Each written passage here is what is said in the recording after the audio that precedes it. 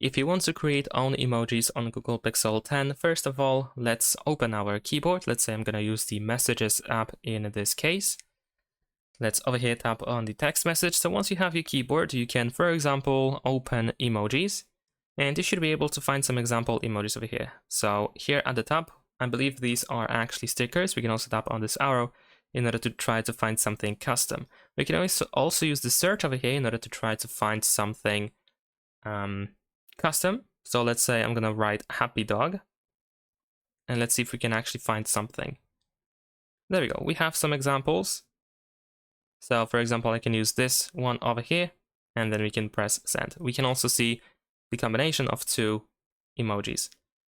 And yeah, it is actually used as a sticker. Besides that, we can also write our message. So let's say I can write like happy birthday Michael. There we go. And then after I press space, I have some example emojis over here, as you can see. So if I use any of these emojis, like this balloon, I should be able to find additional stickers. So over here, I have the text generated that will be replaced. So as you can see, we have happy birthday Michael, there's another one, and some other examples. So if I tap, for example, this one, as you can see, it is converted into this sticker. And that's pretty much it. Thanks for watching, leave a like and subscribe.